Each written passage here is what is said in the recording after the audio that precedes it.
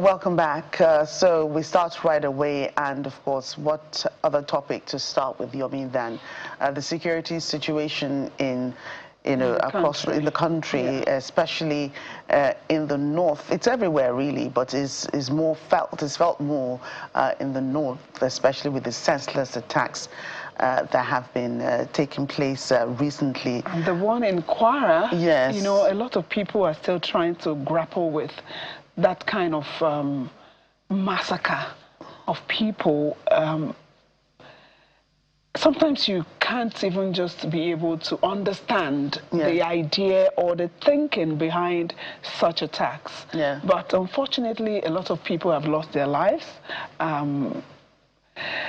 Others are in the hospital trying to come out of what it is that they have experienced, getting treatment, and it's such a sad thing. It's such a sad thing, and And I think on the same day that it happened in Kwara, it also happened in Katsina. Yeah.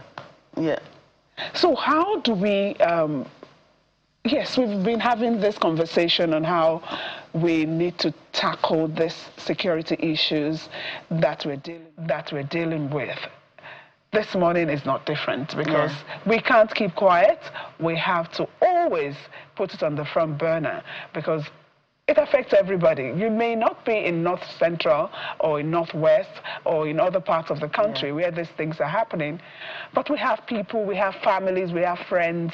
We are all connected somehow. Yeah. So this morning we continue that conversation. Yes, and joining us on the program virtually, we have Kabiru Adamu, founder and managing director of Beacon Security and Intelligence Limited. He joins us via Zoom. Pleasure having you on the program today. We also have Fatai Wushin. Right, you can respond. Okay, I wanted to enjoy mine, and good morning all. Right. We also have Fatai Wusheni, Oyo State Special Advisor on Security and Executive Secretary, Security Trust Fund. He joins us via Zoom as well. You're welcome to the program. Good morning. Good morning, Dr. Kabir. Thank you. Good morning, VP Fatai. Thanks. So, I mean, let me start with you, Dr. Kabiru Adamu. What are your immediate thoughts, to the latest security issues that we had? We chat about the Kwara State incident in Kayama local government area. Of course, there were other attacks in other parts of the country happening at that time, but lots of people say that it's probably the worst of it all that we've had in recent times. The death toll is put at least 75. There may be more. We've not had official confirmation of that, but I know that where the traditional ruler of Kayama and other areas say that it's about 75 people that died. But it's not in isolation. What are your immediate thoughts about the ongoing security situation across the country and the fact that people are dying every day? And it's only after that happens that security personnel are deployed to the place to try and maintain law and order, but people have died. Dr. Adam. Yeah, my immediate thoughts were not again. Frankly, all the indicators that such an incident was going to occur were there.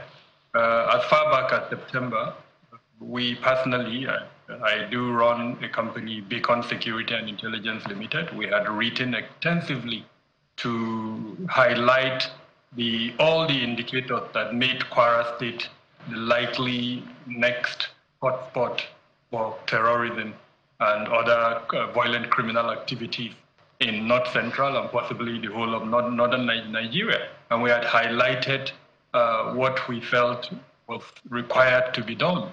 And so almost 4 or 5 months down the road to see, the numbers we're getting from the ground, and this is based on the evidence that have been gathered, persons that have been buried, family members that indicate either their loved ones have been killed or abducted. The numbers are about 170, while about 38 have been missing and presumed abducted. I hear the police in particular and other government departments have not released any official figure, but that's what we're hearing.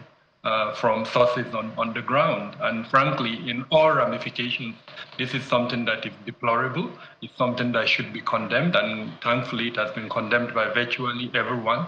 The challenge, however, is the impunity with which these bad elements are able to carry out such attacks. The incident started around 4:30 in the afternoon and carried on till around 6, 7 in the evening. So about 2 hours of such heinous attack until date. The incident happened on the 3rd of February. Today is the 7th of February. Not a single person has been arrested, neither in terms of forensic investigation has a pattern been unraveled to say this is how the attack occurred, this is where the individuals are likely to be located. So these are, for me, extremely worrisome circumstances.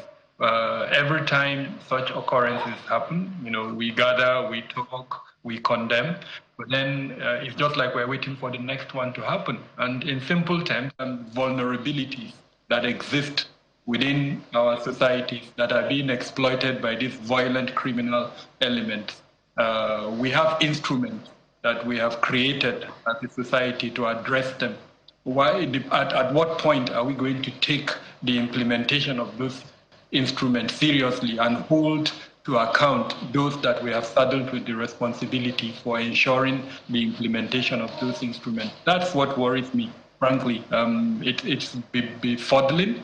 It's completely unnerving, and it's something that I think, as a people, we should say enough is enough. Mr. Wosheni, let me take from what Dr. Adamo just said now, implementation. Is it a question of implementation or lack of intelligence, or not being able to work on the intelligence that could have been given at some point about such attacks? What is key in all these narratives, like when you started your introduction, we kept on talking about this, and it's the same thing that we've been repeating. Somehow, now it is not even about lack of intelligence. It is about what we do with the intelligence. And for all these incidents to be repeating, to be reoccurring, that means that there's something we're not doing right. And where I would pinpoint that is, I have always emphasized, and I believe in what they call institutional memory, and doing an after-action review when things happen. When you do an after-action review, you will know the gaps that you have that is making all these things to reoccur at every time. And it is from that gap you will know that these are the things that we've not put in place. These are the things that we've done right. But unfortunately for us, in some other climate, everybody will talk of the U.S. What makes that country to be strong is, all the stakeholders will sit down together when things happen, and they will do what they call an AAR. And it is from that each of the stakeholders will know where, to fill in the gap that is supposed to fill. But it seems as if we don't have that. In those days, we used to have it. I keep on saying it. Nigeria was not like this when it comes to, putting security stakeholders together, when it comes to reviewing our architecture. So along the line, we just lost it because we don't do institutional memory. Things will always happen. It's like Boko Haram. We had the Maitestine. What lessons did we learn from it? Boko Haram has persisted for so long. These things are coming to Kwara, coming to the southwest. Where are the gaps to be filled? And one of those critical things is, the ability to do an after-action review. It is a lesson. It is one of the thematic issues in best practices. Do an after-action review. What do you do? How do we prevent it? Where are the shortcomings? And one of the areas that we have shortcomings is even getting a whole society approach to all these things. Everything that we need to do has to be holistic. If you are solving the problem in Niger, you must simultaneously solve it in Kwara, and simultaneously solve the same problems in all the regions. Because as we are moving, putting fire on those people in some areas, they are moving to other areas. And meanwhile, those fellows, those elements, understand the terrain more than even the security operatives that we are using. We have that belt, which is the national park, that stretches all over. That is the place that they're using more to infiltrate into the community. And if you have the stretch, if it is that the government at the federal level cannot really secure and police that area, why don't you surrender all these things to the state? The Yankari Reserve is part of the national park. It was let out to the Bauchi state government to run.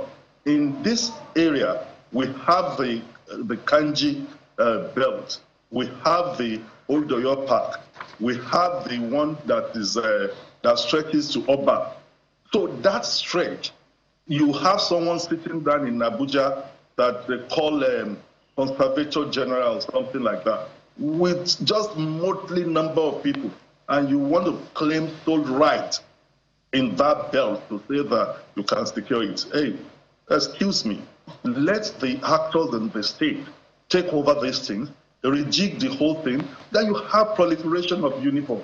You go to places where we went to Bumashaw, you see brown uniform, you see blue uniform, no one is coordinating them. So these are gaps that we must go and look at and address properly. What is going to be our internal security outlook? And of course, if Nigeria continues like this, if you don't repair the police, we would probably not, get to the end of all these things. You must repair that entity that you've saddled with the internal lead role in internal security, right, and see how you can put everything together, devolve some of the things to the state, and get the people, what they call a whole society. Because all these elements that are moving, they are not juju, they are not spirit. Some people see them moving. And if you don't buy the trust of the people, we must buy the trust of the people who will tell us that we saw some movement. This is it. Dr. Kabir has said, it's not lack of intelligence again. A lot of intelligence reports are going out there.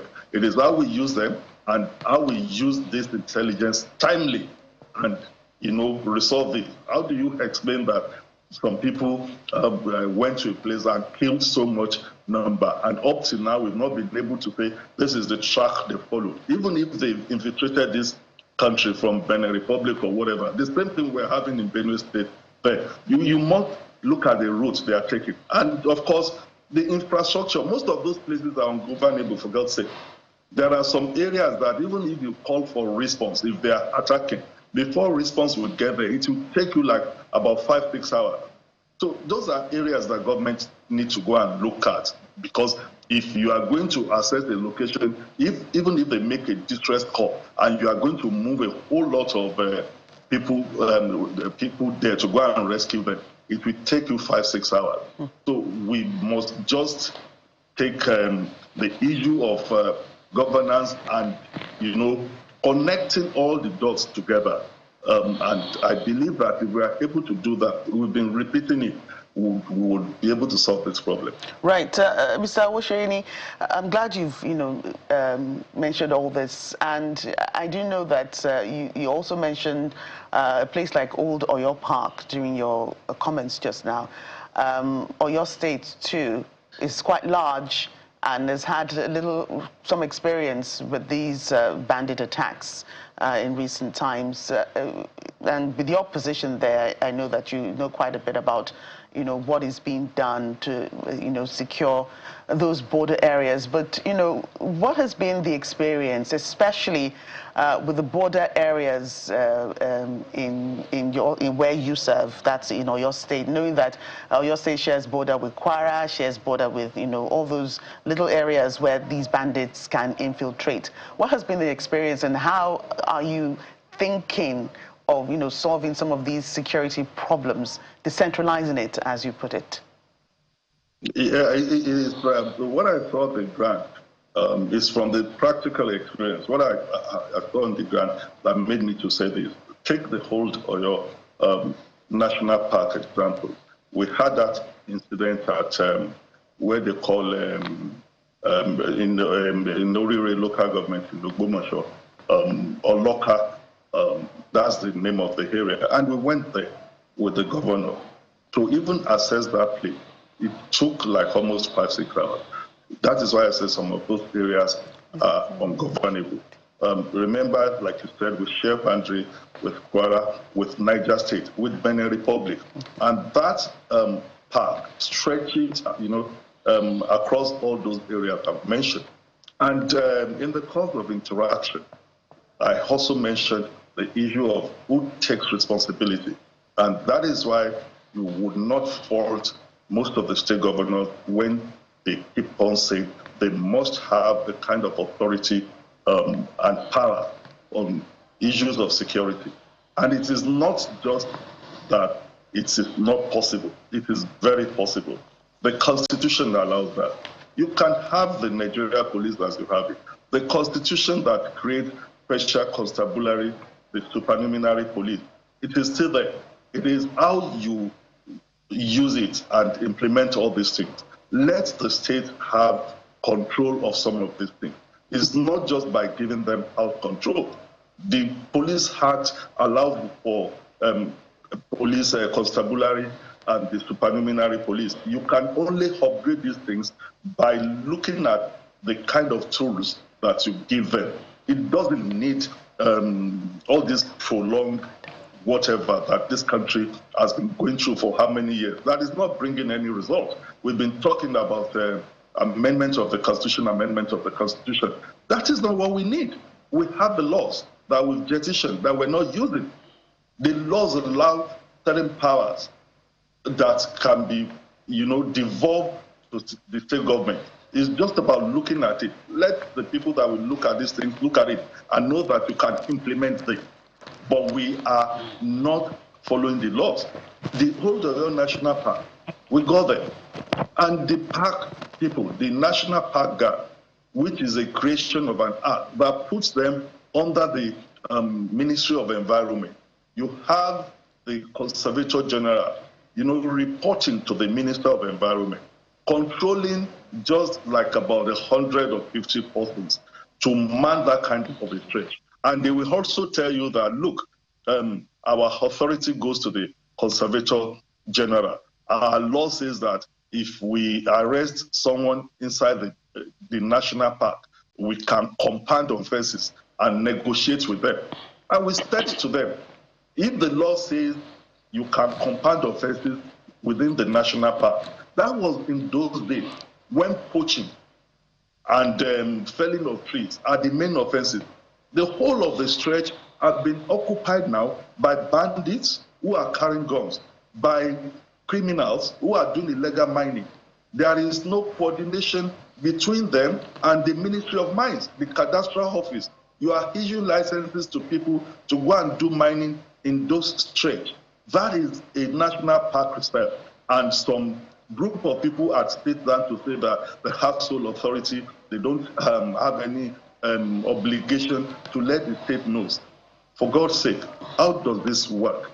So if the Yankari one, that's the only one that has been, given to the states to manage, the Bauchi state. So why don't you now also sit down, instead of a Conservator General sitting down in Abuja and managing just 50, 100 people to secure that stretch, which they don't even have the capacity. Devolve these things to the state government. Let each of the states manage the National Park Reserve, because that is the main area that these fellows are using.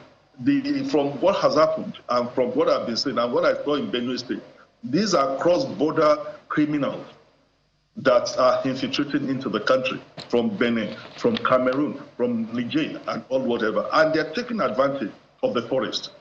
So we must do something about that and allow some of the governments in the state to have the power of control of these things, and of course, for governance to be improved. Because if you have locations where if I say, oh, I'm dying, I have seen people with guns who want to kill me, and the response team cannot get there in 5-6 hours, there is no way you can solve the problem, because you just have like 10 people guarding the place. So we must improve on our infrastructure. We have so many ungovernable spaces in this country, and government must address that. Okay. Dr. Adamu, Mr. Wosheni mentioned something about responsibility and taking responsibility, and he says that the governors in Nigeria don't have the kind of powers for them to take responsibility. Yes, the Operation Savannah Shield has been launched. What are those things or the specifics that we should hold the security chiefs in Nigeria to, particularly because the president has said, do this. But is it just enough for the president also to say, do this? What is it that should back it up to ensure that action indeed is carried out to wipe out some of these people who are causing havoc in some parts of the country? So by my understanding of the way the presidency works, when a presidential directive like that is issued, the administrative machinery around the president will pick up that presidential directive and turn them into instruments. So it could be, in this instance, it was a directive to the military. So they would task the military and give them that responsibility. This is what the president has directed. And in this instance, I think we've seen the military already moving. But in modern day, management, as it were, you would need to also commit some form of management practices, including, I always recommend M&E practices. So develop from those instruments key performance indicators. In this instance, my company, as an example, documents occurrences that happen in Para. We're able to know every month, these are the number of incidents in terms of kidnapping, in terms of fatalities. So a key performance indicator would be, how do you bring down, if the kidnapping occurrence is 100 in a month, how do you bring it down to 10? So that we're in February now, by March, we look at the figure and then we say, okay, fatalities have reduced to 50. We're progressing. Abductions have reduced to, let's say, 10. We're progressing. So that type of monitoring and evaluation to allow the presidency to know whether progress is being made, I think is what is required. But having said that, I must say with all sense of responsibility, and my co-discussant, VP Awusheni, has mentioned this, it is not about the role of the military alone. Frankly, the military cannot on its own solve this problem. That national park cannot be dominated by a battalion. We don't yet know the exact number of the battalion deployed. It will be probably between 300 to 1,000 personnel. And we know, given the lack of enough boots on ground in Nigeria, that they're not likely to have up to that 1,000 capacity. So it may be 350 or even less than that, as the case may be. Then secondly, the equipment that they need to dominate that environment and stop these bad elements from moving from point A to point B. That equipment at the moment is not available. So we must see a whole of government approach. The role of the police cannot be overemphasized, and CP Awusheni has mentioned that. But beyond that, how about the borders? The role of the Nigerian Immigration Service and to an extent the customs. How about the role of the intelligence agencies, the DSS, the DIA, the NIA, as well as all the other several paramilitary organizations, civil defense, and others. So it must be that approach. But beyond that, we also have a coordinating body for our counterterrorism strategy, and that is the coordinator who sits at the Office of the National Center for Counterterrorism in the Office of the National security advisor, who is supposed to provide the overarching coordination for anything terrorism. So this battalion that has been deployed by the president, I'm hoping that the presidency will feed it into this overarching structure that I've mentioned. Because it's very important that they are fed with intelligence. It's very important that the response capability is also strengthened, given their numbers and the landmass that they have to deal with. Plus the border area that I've mentioned is not something they can do alone. So all of this should feed into the monitoring and evaluation component that I mentioned, so that after a period, we're able to look back to say, okay, the presidential directive in January 2020, or early February 2026, how far have we gone in the implementation and as well as in achieving the objectives of what the president wants. That's number one. Number two is the role of the National Assembly as the arm of government that should oversight the executive. They are the ones who would release or at least approve for the release of funds to support this operation that the president has just directed. Were they carried along? The operational order, the period for which the operation is going to last, are they aware of it? How much funding does the operation need? So that role too is critical. And then I must also go to the role of the governors. The root causes that allow terrorism to thrive are better handled by the governors.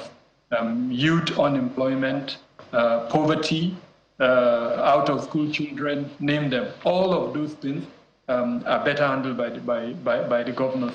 Now, the good thing is they do collect security vote. I know this is a controversial area. They spent that security vote. They are also the chairman of their state security council. Now, how they use that security vote, how they chair the state security council will determine how they are able to manage security within their locations. I know, for instance, based on my interaction with certain states within the federation, some governors are doing extremely well. Others, there is room for improvement. So that whole of government approach that will bring in the federal parastatals, MDAs, and then the governors who would also support what the federal government is doing, I think is what is lacking at the moment. And I'm hoping as we progress, we'll see improvement in that area. The ungoverned spaces that CP Awushini mentioned, till date, as a country, apart from the introduction of forest guards, we haven't really done much in terms of saying this is how we intend to manage and dominate those spaces. The border security management, it still remains a challenge. Weapons proliferation, drug addiction, all of these things are issues that allow these bad guys to continue to operate, and until we address them, there is no military deployment, frankly, that will solve the problem. Okay. Last year, particularly in December, we saw we heard about the announcement that the U.S., in collaboration with the Nigerian government, had that strike in Sokoto. What would you say? Are you open to having more international collaboration to fight this terrorism that we're dealing with in Nigeria? So our national security apparatus, the national security architecture, has three components. The ministries, departments, and agencies that I've just discussed, about 42 of them or thereabout. Then the instruments that we have for managing security, the defense policy, the national counterterrorism strategy, and all of that. And then the third one, which fits into your question, is the international partnership that we have to support us to achieve our objectives. And in our own case, those international partnerships are absolutely important because, first off, we don't manufacture weaponry. We depend on our international partners mostly to procure these weapons. And so you can now see why it's important for us to have strong international partnership. Over time, we've not managed those partnerships very well. And I think this administration, the Volatile administration, came up with what is called strategic autonomy. In other words, any partner that can support us in achieving our interests would go to that partner. And so to that extent, we've reached out to the United States. And I think the relationship is one that is growing at the moment. But this incident that happened in Kwara, for me, is going to be a test case for that relationship. We know that the United States has capabilities for intelligence collection. we know that the United States at the moment has probably one of the most sophisticated capabilities. Now, if a partner is being truthful and is a worthy partner and it has such capabilities, and you have a challenge like the one we have at the moment, I think if the relationship is one that is going to be beneficial to the two sides, this is the time for that partner to show, good faith and support the other partner. If, for instance, just to give you an example, I'm mindful that I'm in a public space, so there's not much I can say to that regard. But our satellite capabilities, at the moment, I think the satellite capabilities is extremely weak. So our ability to have live feeds, our ability to have on-the-ground, intel to allow us see clearly certain developments is extremely weak. But then we got a partner that has capabilities to do not just granular, but live and in-depth feeds that would allow us identify the threat actors, those that are supporting the threat actors, and then more importantly, whatever MO, modus operandi, that the threat actor use. So again, this is going to be a test case of that relationship.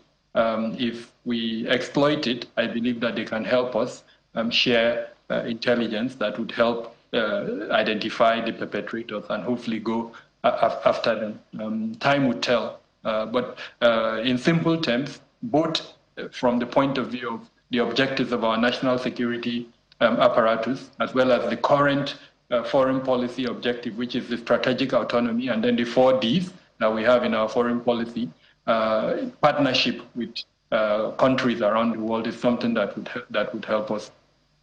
Right. Mr. Awoseni, if I could come to you. Dr. Adamu said something about state governments, having responsibility, being their chief security officers of their state, and it's their responsibility to protect those who they govern. But what should they be doing? Apart from the using their security votes wisely, what should the state be doing? What should they be discussing in their security meetings? I know that sometimes, for immediate response to some of these things, the states impose curfews to ensure that there's law and order. But are curfews enough? Won't the criminal elements just hibernate and wait for the curfews to be lifted before they find, how to strike again? That's number one. Another thing is that, they usually will not strike in the same place twice, unless it's a reprisal. So once something happens in one part of a state, you deploy security agencies there to maintain law and order, then there's a strike in another part of the state. So how do you ensure that all communities are safe? One of the things that, that I want to bring out from my own experience when I was in service and doing what I'm doing now, is the fact that we have all the instruments. And what do I mean by instruments? The extant laws that we can use to solve this problem. It's because the only challenge is that we're not leveraging on them by putting up a proper framework, to put, to actualize all these laws, to make them effective. And one of those areas, like I mentioned, is the topical issue of whether we need a state police or whatever. I believe that if most of our leaders sit down together properly and look at the laws, there are part of the laws that they can leverage on in order to make things happen in their places. And I talk of the issue of the special constabulary. I have mentioned in an interview before, as far back as 1985, when we were young officers, we had the special constabularies working effectively that knows the nooks and crannies of the society. The law is still there. The Police Act still gives room for that. We have the supernumerary something covered in our law, which we are not leveraging which the state must be empowered to use effectively in order to fill the gap. You would use it to solve the problem of unemployment. You bring them in to help with our security. The only thing is that you can now upgrade the type of weapons. Yes, we talk of carrying firearms all the time. There are so many things that can be used. Look at the national park stretch that we're talking of. No matter the number of people you put there, you will still need a kind of technology. And when you put technology, there must be proper coordination. I would take Oyo State now as a case study. I must tell you, the governor has, done a whole lot from whatever vote. One of the challenges we had at the first instance, in 2020, we said in Oyo State, we want to do what we call integrated security concept, architecture. State actors having, a handshake with the non-state actors. But the challenges that we are facing, which we have been trying to resolve, is that you have all shades of security outfits that would still, we are talking of, we want to decentralize, that still have their control at the, in Abuja. I've mentioned about the National Park Guard. The National Park Guard is not properly coordinating with the new forest guards that they are creating. You have the vigilante group, the National Vigilante of Nigeria. You have each of the states having their own. Even the non-state actors, you have them in shades. In Oyo State, we've tried to put them together to say, look, if we must solve this problem, we must come together. It is not about competition.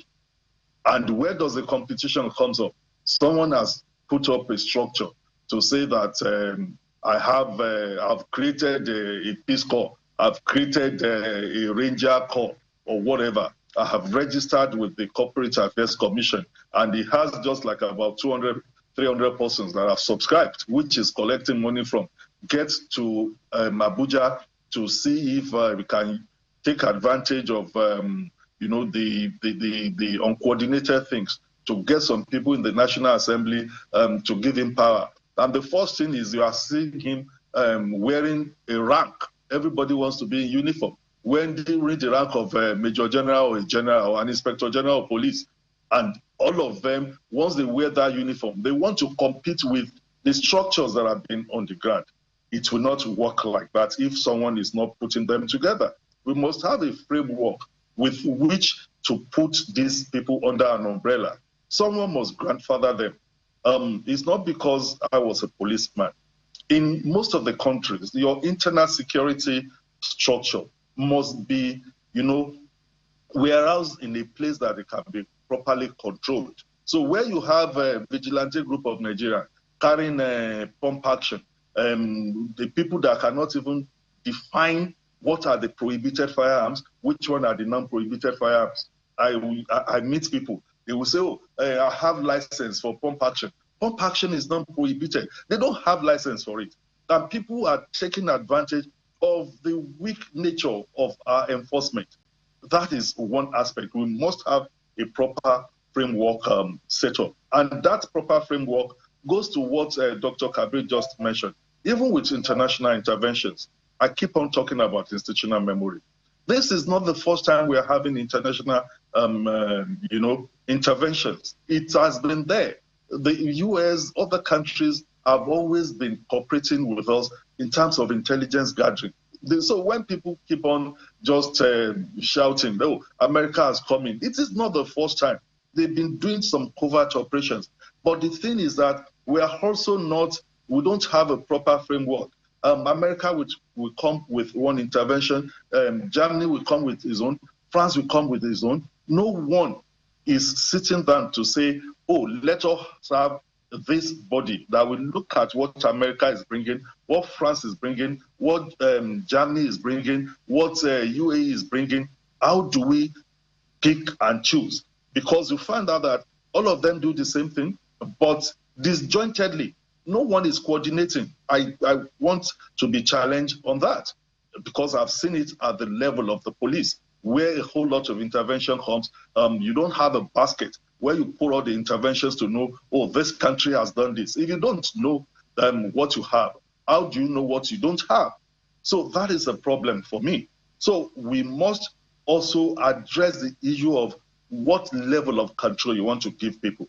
A strategic level, who is having the control? Tactical level, who is having the control? Even the non-state actors, the grassroots that we are saying we are going to put in, how do we coordinate these things? If I have seen something, I want to make a distress call, who do I call that I will not be sabotaged?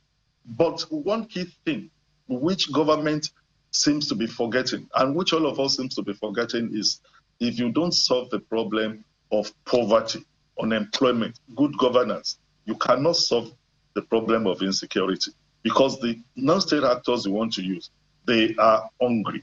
Even if a criminal has come to a community and say, look, all your children, I'll be giving them 100,000, 50,000 naira every month, they will compromise. They will not talk to security. So we must be able to solve the problem of ungovernable places.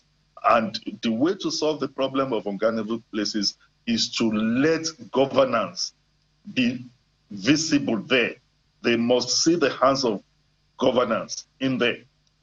Accessible road, some other amenities, and of course, giving jobs to people. If you don't solve the problem of poverty, all those social menaces, you cannot solve security problem. And I'll go back to the issue of identifying properly who is, we are only mouthing it. Police is the lead agency in internal security operations. It's just been mouthed. Is police actually the lead agency in internal security operations? I would say that from what I've seen, no. And the reason for me saying so is that if you are the lead agency in internal security operations, you are not building their capacity. There is dwindling capacity. The morale is very low. Even with the military, the boots on the ground are not properly motivated, for God's sake. So when the morale is low like that, and if you're saying the police is the lead agency in internal security and is the least funded, it's also the one that everybody has turned to caricature, being bastardized every time. So let's go back to that. We have proposed before. There are so many reform papers, even with white papers, that we've not implemented. If they are the lead agency, fund them very well. Instead of cannibalizing it, decimating it. The police has been decimated.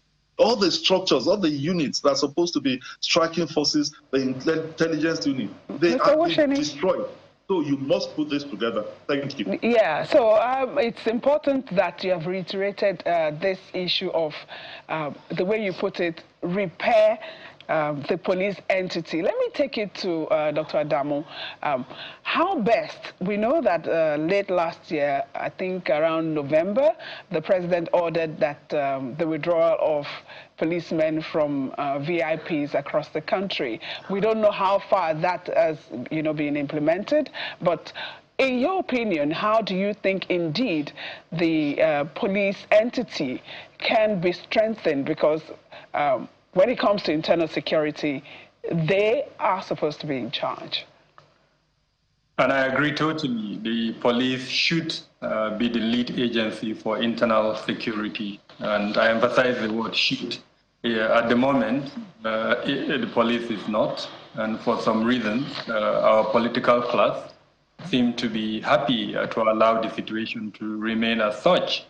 We must commend President Bola Ahmed Tinubu for some of the steps he has taken in order to restore that role of the police. But the steps are baby steps. They're, I think, being objected to, or there is a reluctance in certain components within the political class to allow the police to regain, its lost glory, as the case may be. Police reform is well documented. I can spend the next 1 week speaking about police reform in Nigeria. Several committees have been instituted. They've come up with beautiful reports on police reform. We also have structures at the moment on police reform. I also know that the Ministry of Police Affairs has been taxed. Let me go back to the Renewed Hope agenda. In that document, the president promised to harmonize all the existing police reform documents. Now, one of the challenges, and I say this lightly, the architect of the APC police reform, Governor Rufai, we all know what has happened to him within the APC, so maybe that's part of the challenge why we've not seen really real progress in terms of what President Bola Ahmed Tinubu wanted to do with the police reform. But having said that, the Ministry of Police Affairs has attempted to put together a document that it calls the Roadmap for Police Reform. We also know that there are other structures outside the ministry that are supporting police reform. If we go back to NSAS and what happened after NSAS, the then president, late President Buhari, did set up a committee, and that committee had membership from within the police, from civil society organizations, our international development partners, that came up with a roadmap. So all of that plus the other several committees that have looked into police reform have been now put together as a roadmap by the Ministry of Police Affairs. The challenge, however, is the lack of implementation. I would say that what we've experienced over time and that we're still experiencing is a cyclical approach to police reform in Nigeria. Now, until we're serious about police reform and take that document, that roadmap that has been developed by the Ministry of Police Affairs and use it as a template to say, this is where we are and this is how to move to that destination that we want, which is to have a functional and effective police, one that every Nigerian will respect and every Nigerian sees as an organization that is serving his or her purpose. Unfortunately, it will remain cyclical. And I must say, this is in no way excluding or absolving the police of the several self-inflicted challenges that exist within the police. I must tell you as an example, the issue of funding. If the police is going to harness the funds that come into it, I don't think the police is going to be a poor organization. A lot of money is being paid to policemen who serve in banks, who serve in oil companies, and who do other duties. Now, where is that money going to? We had a senator at one point who said that money reached 10 billion naira every month. So imagine if that money is being harnessed, how much are we going to talk about in a year? And that's of the funding that comes into the police. There are institutional challenges, there are structural challenges that the reform roadmap has looked into. And I'm hoping that as we progress, we would be more serious and stop the cyclical nature with which we're approaching police reform in Nigeria. As we're running out of time, Mr. Owusheni, if I can have your own closing statements on the subject. Dr. Kabir had mentioned that a lot of roadmaps that are there. The problem is, making them to work. And they won't work if you don't have the people that have the capacity.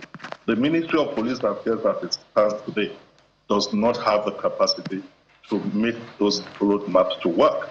So if you have the roadmap, you are not putting professionals, people who know about it in it. He has mentioned about fund. We have a police trust fund. The idea behind the police trust fund is not what we are implementing now. Lots of money are going there. What intervention are they doing with the thing? You have a police council that seems not to be working. The constitution is there as to what police council should do. The constitution is there about what police service commission is doing. The policy framework that they're supposed to be working on, they're not working on it. We've had a framework that the Inspector General of Police should make his policing plan known to the National Assembly and the Police Council, and it will be benchmarked. We're not doing that. So we must seriously work on the police. Gentlemen, for joining us on the program today. That was quite an interesting conversation about insecurity in the country. We had the Mr. Fatai Owusheni, joining us virtually, and we also had Dr. Kabiru Adamu also joining us virtually to talk about the insecurity in the country, especially with the latest spate of attacks, what we have been doing, what we're doing now, what we're not doing right, and what we still need to do. Thank you, gentlemen, again, for joining us on the program. Thank you for having us, and have a great weekend ahead. You too. Thank you.